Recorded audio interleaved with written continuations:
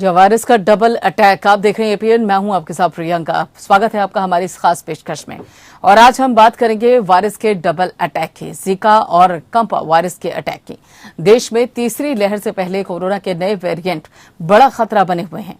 अब उत्तर प्रदेश में एक और वेरिएंट ने चिंताएं बढ़ा दी हैं। उत्तर प्रदेश में कोरोना के कपा वेरिएंट से संक्रमित 2 और रोगी मिले और किंग जॉर्ज मेडिकल यूनिवर्सिटी के लैब में कोरोना से संक्रमित हुए 109 लोगों के सैंपल की जीनोम सीक्वेंसिंग की गई, तो उसमें 2 रोगी कंपा वेरिएंट से संक्रमित मिले हैं। और इससे पहले गोरखपुर में एक मामला सामने आ चुका है। उधर 107 सैंपल में डेल्टा वेरिएंट मिला, जो कोरोना की दूसरी लहर में काफी तबाही मचा चुका है। कोरोना के तीनों वेरिएंट खतरनाक है, लेकिन डेल्टा प्लस सबसे ज्यादा खतरनाक बताया जा रहा है। दूसरे नंबर पर कपा वेरिएंट और डेल्टा तीसरे नंबर पर है। कपा तेजी से फैलता है और उसके कारण मौत भी ज्यादा होती है। उत्तर प्रदेश में कपा वेरिएंट के अब तक 3 मामले सामने आ चुके हैं और कपा से संक्रमित गोरखपुर के बुजुर्ग की जून में मौत भी हो चुकी है और इनके सैंपल की जांच नई दिल्ली स्थित institute of genomics and integrative biology में कराई गई थी और बीते गुरुवार को ही इसकी रिपोर्ट आई थी। अब नए रोगी सामने आने के बाद सतर्कता और बढ़ा दी गई है। नेपाल की सीमा से सटे जिलों में विशेष अभियान चलाकर स्क्रीनिंग की जा रही है।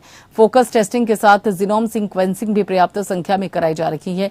केजीएमयू के माइक्रोबायोलॉजी विभाग के अध्यक्ष प्रोफेसर अमिता जैन के मुताबिक ये प्रदेश के लिए नया नहीं है, डेल्टा प्लस की तुलना में कम खतरनाक है और कपा वेरिएंट B.1.617 वंश का म्यूटेशन से बना हुआ है।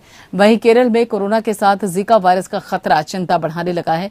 राज्य में शुक्रवार को 13 नए मामले सामने आए और एक दिन पहले ही एक गर्भवती महिला भी बताया जा रहा है कि उसमें भी इस वायरस की पुष्टि हुई थी। जीका वायरस से संक्रमित होने के लक्षण डेंगू जैसे होते हैं, जैसे कि बुखार आना, शरीर पर चकत्ते पड़ना और साथ ही जोड़ों में दर्द। राज्य के स्वास्थ्य मंत्री के मुताबिक पुणे स्थित राष्ट्रीय विषाणु विज्ञान संस्थान को 19 संदिग्धों के सैंपल भेजे गए थे और इनमें से 13 लोगों में जीका वायरस की पुष्टि हुई। संक्रमितों में डॉक्टर समेत 13 स्वास्थ्य कर्मी शामिल हैं और जीका वायरस संक्रमित महिलाओं से पैदा हुए बच्चों में माइक्रोसेफली पैदा कर सकता है और इससे जन्म लेने वाले बच्चे का सिर सामान्य से छोटा होता है और इससे मस्तिष्क के विकास की समस्याएं होती हैं और इसके साथ ही नवजात शिशु का सही से विकास नहीं हो पाता और साथ ही उसे आगे जाकर सुनने की समस्याओं का भी सामना करना पड़ सकता है। जीका वायरस एडीज इजिप्टी और साथ ही एडीज एपोपिक्टर प्रजाति के मच्छरों के काटने से फैलने वाली एक बीमारी है और ये मच्छर डेंगू और चिकनगुनिया के वायरस भी फैलाते हैं। एडीज मच्छर आमतौर पर दिन में काटते हैं और पड़ोसी राज्य केरल में जीका वायरस के मामलों से चिंतित कर्नाटक ने इस बीमारी के फैलने से रोकने के लिए दिशा निर्देश जारी किए। अधिकारियों को घरेलू क्षेत्रों में एडीज के प्रजनन को रोकने के लिए ठोस कचरे का निपटारा करने के निर्देश दिए हैं। सवाल यह है कि कपा वेरिएंट कितनी बड़ी चुनौती है और इसकी रोकथाम के लिए क्या कदम उठाने जरूरी हैं। कपा संक्रमण की पहचान कैसे की जाए और क्या इसे लेकर नई गाइडलाइंस की जरूरत है। केरल में मिला जीका वायरस कितना खतरनाक है और इसे दूसरे राज्यों में फैलने से कैसे रोका जाए।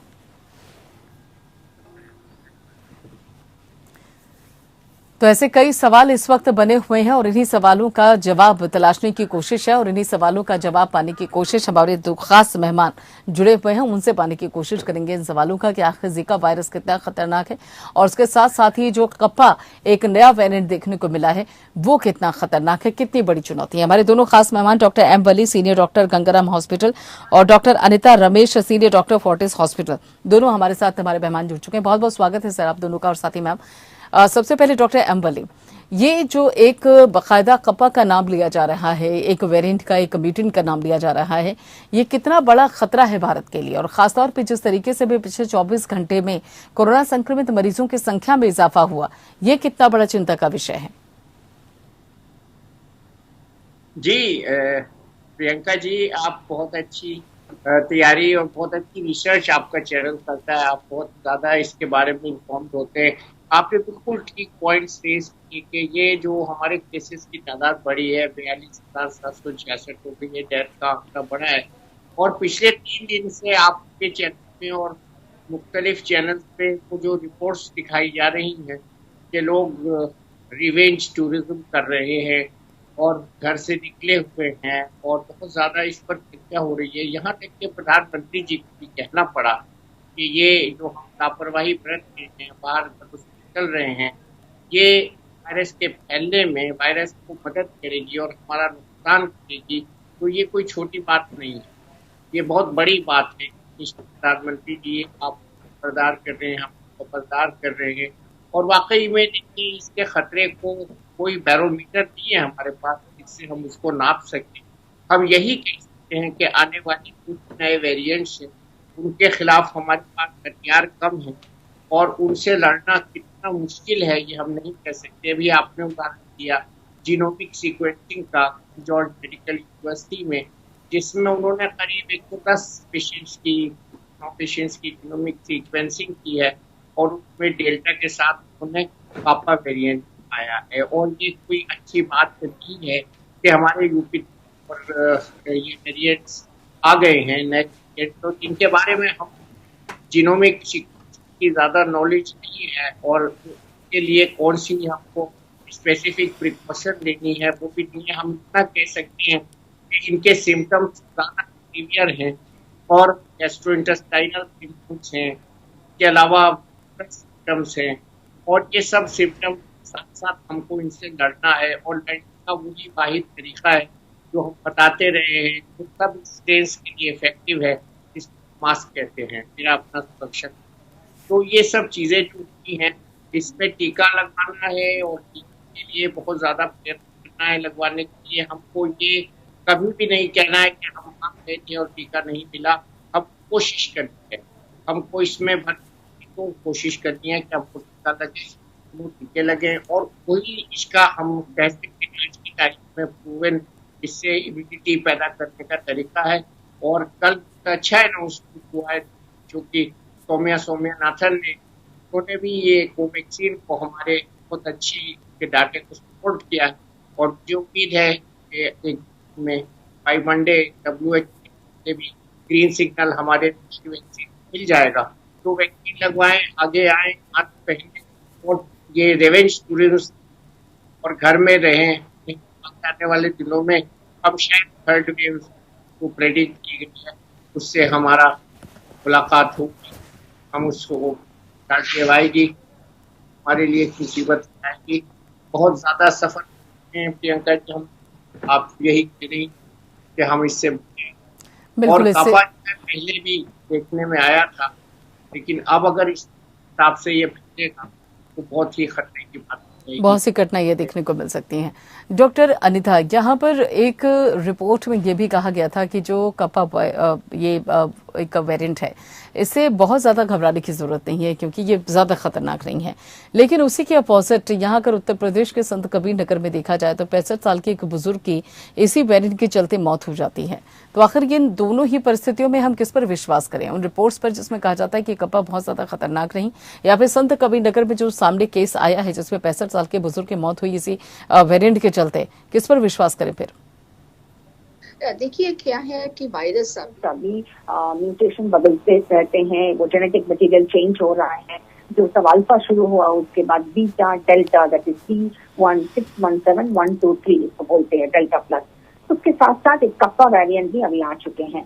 सब वेरिएंट उतना खतरनाक नहीं होते हैं, जैसे हमारा अल्फा वेरिएंट था वो ज्यादा खतरनाक नहीं था। उसके साथ साथ जो डेल्टा वेरिएंट है वो खतरनाक था, और उसके साथ जो डेल्टा प्लस है, कुछ जेनेटिक मटेरियल और ये वायरस के अंदर है जो विरुलेंस ज्यादा है, वो हमारा शरीर का इम्यूनिटी इवेट करके शरीर में आ करके तेजी से कोरोना वायरस का इन्फेक्शन करते। सब वेरिएंट में कुछ वेरिएंट मामूली सी होता है, थोड़ा बुखार होके निकल जाते हैं। कुछ वेरिएंट है माइल्ड सिम्टम्स होते हैं, कुछ वेरिएंट ज्यादा विरुलेंट है। अभी नया ये जो जीनोमिक सीक्वेंस में हमारा ये कप्पा वेरिएंट दिखाई दे गया है, इट्स वेरिएंट ऑफ कंसर्न बोले हैं। ये ज्यादा उनके बारे में हमारे पास उतना टेस्ट नहीं है, ज्यादा आदमी भी नहीं है, कुछ पेशेंट में पॉजिटिव हुआ। तो अभी इस समय पे हम लोग ज्यादा नहीं बोल सकते कितना खतरनाक है, टेस्ट करना है, देखना है, उसके बाद हम लोग बता सकते हैं how important and how virulent है। ये भी हो सकता है वो मामूली है, कुछ नहीं होता, और ये भी हो सकता है वो तेजी से बढ़ रहा है। तो अभी कुछ बता नहीं सकेंगे। तो तो fever as a variant of concern, इसी में अभी हमको उनको, बट यस हमको कोविड अप्रोप्रिएट बिहेवियर चलना चाहिए और उसके साथ साथ हमको दूरी मेंटेन करना चाहिए, 2 मीटर्स एंड वैक्सीनेशन कंटिन्यू करिए। रिसर्च चलते रहते हैं, हमारा जीनोमिक सीक्वेंसिंग भी इंडिया में हो रहा है वायरस के ऊपर, और उसके बाद आगे जब हमारे पास और रिसर्च के साथ साथ ज्यादा इंफॉर्मेशन आएगा, उसके साथ साथ हम बता सकते हैं कितना विरुलेंट है। तो अभी तक यस न्यू स्ट्रेन दिखाई दिया, पता नहीं है कितना विरुलेंट है। बिल्कुल। यहाँ डॉक्टर एम वली, अभी जो उत्तर प्रदेश से रिपोर्ट निकलकर सामने आई उसमें ये कहा गया कि जो अभी सैंपल्स टेस्ट किए गए थे उसमें 2 लोगों में कपा वेरिएंट है और 107 लोगों में करीब यहाँ पे डेल्टा वेरिएंट की जो पुष्टि हुई है उन सैंपल्स की जांच के दौरान। और कपा के बारे में ये भी कहा जाता है कि इसकी जो गति है फैलने की या संक्रमित करने की लोगों की, वो काफी तेज है। तो ऐसे में अब सवाल उठता है कि आखिर कपा संक्रमण की पहचान की कैसे जाए, और क्या इस कपा वेरिएंट को लेकर नई गाइडलाइंस की भी जरूरत है?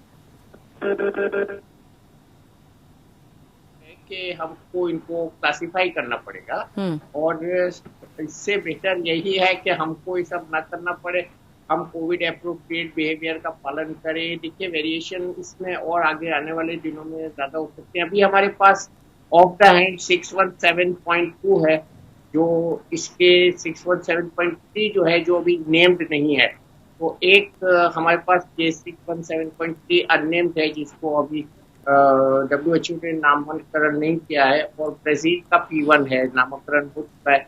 617.2 डेल्टा है जिस पे हम बात करते हैं। तो ये सब हम जो वेरिएंट्स हैं ये सब अब वेरिएंट्स ऑफ कंसर्न हो गए। अभी ये नहीं है कि हमें इस पे काम करना है, और पापा चूंकि पहले भी डिटेक्ट हुआ था, मैंने भी कहा है कि मुझे ये ऐसा नहीं है कि पहली बार है तो हमें इसके डिफरेंस मालूम है। तो आपने जो है कि हमें के लिए क्लासिफाई करना पड़ेगा, और इसके लिए WHO गाइडलाइंस लाएगी, क्योंकि तेजी से फैलेंगे और हमें बहुत कम समय नहीं देंगे, बहुत कम समय देंगे इलाज के लिए, नहीं देंगे ज्यादा इलाज के लिए। तो इस बारे में we have to run it. और आपने जो अभी दूसरे खतरे की बात की, तो केरला में जो आप बताया ये वायरस जा रहा है, तो अभी डेंगू भी आ सकता है, क्योंकि मॉस्किटो बॉर्न इन्फेक्शन, अभी बारिश के सीजन के बाद हम मलेरिया की बात करते हैं। हमने डेंगू की बात बहुत पहले कर दी थी कि डेंगू आ सकता है आने वाले में, और ये इसके साथ केसेस में हमने टाइफाइड का देखा है, चाहे वो फॉल्स पॉजिटिव हो चाहे वो टाइफाइड हो। तो ये मिक्स्ड इन्फेक्शंस हैं, ये बहुत जानलेवा साबित हो सकते हैं, और इन स्ट्रेटेजी ऑफ ट्रीटमेंट भी अलग अलग होगी। आपको मुद्दा बिल्कुल ठीक है कि हमें इन वेरिएंट को क्लासिफाई करना पड़ेगा और सिम्टम्स को क्लासिफाई करना पड़ेगा, और पेशेंट सिम्टम्स को कैसे पहचानना है उसको क्लासिफाई करना पड़ेगा। और खास तौर से बच्चों की जब हम बात करते हैं उनके लक्षण को कैसे आइडेंटिफाई करना पड़ेगा। जो की बातें हमने बताई थी पिछले में कि बच्चे के बिहेवियर में चेंज हो जाए, या बच्चे लूज मोशंस हो जाए, फीवर के साथ स्पॉट हो जाए, स्किन में लीजन हो जाए, आई में हो जाए। तो ये सब चीजें ऐसी हैं है, और बार बार यही कहेंगे कि वैक्सीनेशन और मास्क, ये 2 चीजों पर ध्यान देना चाहिए। और बाकी ध्यान हमारी मिनिस्ट्री है, हमारे जो है स्टेट की एजेंसीज हैं दे रहे हैं। मुझे बड़ी खुशी हुई है जान के कि मेरे दोस्त हैं डॉक्टर सूर्यकांत, उन्होंने कुछ दिन पहले बताया है इसकी जीनोम सीक्वेंसिंग की। ये बहुत अच्छी बात है, शुरू हो गई है और स्टेट्स में भी ये होगी, उसके जरिए हम इसको पहचानेंगे। डॉक्टर अनीता, केरल की बात की जाए तो वहां पर 13 नए केस जीका वायरस के सामने आए हैं, और उसमें यह भी बताया गया कि एक गर्भवती महिला के अंदर भी इसके लक्षण हैं। कितना खतरनाक है ये वायरस, और इस समय एक तरफ हम कोविड-19 से अभी लड़ ही रहे हैं, चाहे सरकार हो या आम जनता, ऊपर से जीका वायरस, ये डबल वायरस अटैक कितना खतरनाक हो सकता है? ये देखिए, जीका वायरस नया नहीं है, ये पहले भी था। ओके, ये मच्छर से काटने से होता है, एडीज मस्किटो बोलते हैं। ये काफी विदेशों में ज्यादा है, अमेरिका कनाडा में नहीं है, दूसरे में है, इंडिया में भी है जहाँ पे मच्छर का ज्यादा संक्रमण है। उसी में ये मस्किटो, एडीज मस्किटो ये वायरस को लेकर के एक से दूसरे को जाते हैं, और वो जब काटते हैं खून के अंदर ये वायरस चले जाते हैं। जीका वायरस क्या करता है, हमारे बुखार आता है, सारा शरीर में बदन में दर्द होता है, आंखों में कंजक्टिवाइटिस होता है, स्किन के ऊपर रैशेस होते हैं और होल बॉडी बहुत ज्यादा पेन करते हैं। तो इसी हिसाब से मरीज एडमिशन लेते हैं। इसका कोई इलाज नहीं है अभी तक, इसके लिए वैक्सीन नहीं है, इसके लिए दवा भी नहीं है, खाली सपोर्टिव केयर। दर्द के लिए पैरासिटामोल देते हैं, ओके, पेशेंट को साथ कर लेते हैं, सलाइन चलाते हैं, इसी हिसाब से वो मैनेज करते हैं। बट अभी उसको कुछ ट्रायल्स भी नहीं, जैसे वैक्सीन आने वाले हैं इसके लिए, और कोई दवा भी नहीं है, सिर्फ सिम्टोमेटिक सपोर्टिव केयर। तो ये जिका वायरस पहले भी था, उसको दिखाई नहीं दिया, इतना बहुत ज्यादा खतरनाक है। बट इनके साथ साथ कोविड के साथ साथ जिका वायरस क्या करेगा उसके बारे में पता नहीं है। अभी केरला में कुछ केसेस अभी दिखाई दे गया है, गर्भवती लेडीज को, प्रेग्नेंट लेडीज में भी आता है, बिकॉज मच्छर किसी को भी बाइट कर सकते हैं, तो इसी हिसाब से किसी को भी हो सकता है, इस टाइप के सिम्टम्स भी हो सकता है। तो हमको अवेयर रहना चाहिए कि अगर ये बुखार कोरोना से है कि जिका से है, जिका के अलग से कोई ट्रीटमेंट नहीं है, भर्ती करके सपोर्टिव केयर करना है। कोरोना से तो हमको पता है क्या करना है, माइल्ड इन्फेक्शन में, मॉडरेट में, सीवियर में। तो दोनों वायरस यस खतरनाक हो भी सकता है, नहीं भी हो सकता है। एज ऑफ नाउ अभी डेटा नहीं है, जैसे हमने पहले बताया कप्पा स्ट्रेन के बारे में भी हमारे पास उतना डेटा नहीं है। जिका एंड कोविड डेटा दोनों साथ साथ के बाद भी हमारे पास रिसर्च चल रहा है, उतना डेटा नहीं है बोलने के लिए कि यस दोनों साथ मिलकर खतरनाक ज्यादा हो सकता है। बट यस मामूली तो नहीं है, नेग्लेक्ट नहीं करना है, और इसको बहुत ध्यान से ट्रीटमेंट करना है, स्पेशल सेंटर्स में जाना चाहिए, और जीनोमिक टेस्टिंग काफी हमको तेजी से करना, तो नया नया चेंज भी पकड़ जाएंगे। और अगर नया इन्फेक्शन है जैसे जिका, आपको पता था कि पहले हमारा म्यूकोरमाइकोसिस फंगल का इन्फेक्शन भी हुआ, अभी थोड़ा कम हो गया, अभी जिका दिखाई दे रहा है। तो we have to see, research have to continue. और एक इसके बाद साथ साथ के हमें बताना चाहते हैं, पहले आपने जो पूछे हैं कप्पा स्ट्रेन के बारे में, कप्पा स्ट्रेन के अंदर L453 बोल के म्यूटेशन होता है एंड K बोल के और एक म्यूटेशन होता है। तो L453 थोड़ा स्ट्रॉन्ग है म्यूटेशन, उसमें ज्यादा खतरनाक है, एंड काफी वैक्सीन उतना असर नहीं रहता है इस म्यूटेशन की वजह से। इसीलिए इस स्ट्रेन को थोड़ा स्ट्रेन ऑफ कंसर्न बोले हैं। बट एज ऑफ नाउ दर्शकों को हम बताना चाहते हैं, घबराने का जरूरत नहीं, it is not very dangerous, और ये कितना विरुलेंट है अभी पता नहीं है। अपने आप कोविड अप्रोप्रिएट बिहेवियर कंटिन्यू करिए। यस, ICMR ने डिक्लेयर किया है कोवैक्सीन, कोविशील्ड दोनों इस स्ट्रेन के ऊपर काम कर रहा है। तो आपने टाइम पर, समय पर सही ढंग से आप वैक्सीन भी ले लीजिए, तो घबराने का अभी तक जरूरी नहीं है। बिल्कुल। बट देन हमको रिसर्च चलेगा, नया वैक्सीन आने वाले हैं। अगर तो इसके साथ साथ बहुत सारे बीमारी आ सकते हैं, जैसे अभी फंगल इन्फेक्शन हो गया, जिका वायरस आ रहा है, फ्यूचर में क्या आएगा पता नहीं है। But the medical system should be alert. हम लोग को इलाज के लिए तैयारी करना है, एंड टेस्टिंग के लिए ज्यादा टेस्टिंग करिए, रिपोर्ट करिए, और आगे आइए इलाज के लिए। बिल्कुल, यानी कि टेस्टिंग को खास तौर पे अगर देखा तो अलर्ट रहने की ज्यादा जरूरत है। डॉक्टर एम वली, यहाँ पे दो चीजें देखने को मिली। देखिए, एक तरफ तो कोविड-19 यानी कि कोरोना वायरस की बात की जाए तो इसको लेकर भी कोई खास दवाई है नहीं, हालांकि वैक्सीन जरूर उपलब्ध है, और वहीं पर जिका वायरस को लेकर भी कोई खास ट्रीटमेंट नहीं है, जैसे कि डॉक्टर अनिता ने भी बताया है। वहीं हमने देखा भी है कि 1940 में युगांडा में किस तरीके से प्रकोप फैला था इसका, और उसके बाद ये कई देशों में फैलता चला गया, 80 से ऊपर देशों में ये फैलता हुआ नजर आया। ठीक उसी तरीके से कोरोना वायरस ने भी कई देशों को अपनी चपेट में ले लिया है। ऐसे में अब अगर केरल में जीका वायरस के 13 मरीज देखने को मिले हैं, जिसमें एक गर्भवती महिला भी है, तो अब ये समस्या कितनी विकराल मानकर चला जाए। हालांकि डॉक्टर अनिता कह रही कि ज्यादा डरने की जरूरत नहीं है, लेकिन अगर ये दूसरे राज्यों में भी फैलता है तो समस्या कितनी बड़ी हो सकती है, और कैसे इसको फैलने से रोका जाए फिर।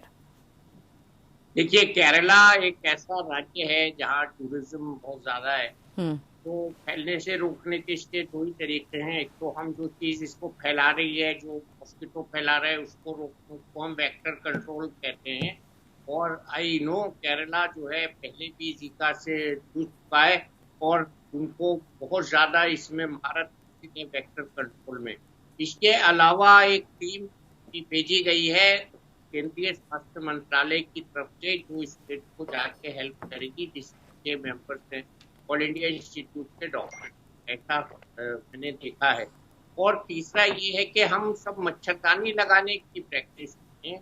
मच्छरदानी एक ऐसा हथियार है मास्क तरह का, जिससे मच्छर का हमारे शरीर में बाइट जो है वो कंट्रोल हो सकती है। आपने भी बताया कि ज्यादातर ये जो वायरसेस हैं ये दिन में बाइट करते हैं, तो अपने घरों में कंजेशन कम करें, फ्लावर पॉट्स के अंदर पानी वगैरह जहाँ जहाँ कूलर्स पानी जो भी पानी की इकट्ठी होने की वाटर लॉगिंग प्लेसेस हैं वहाँ कंट्रोल करें।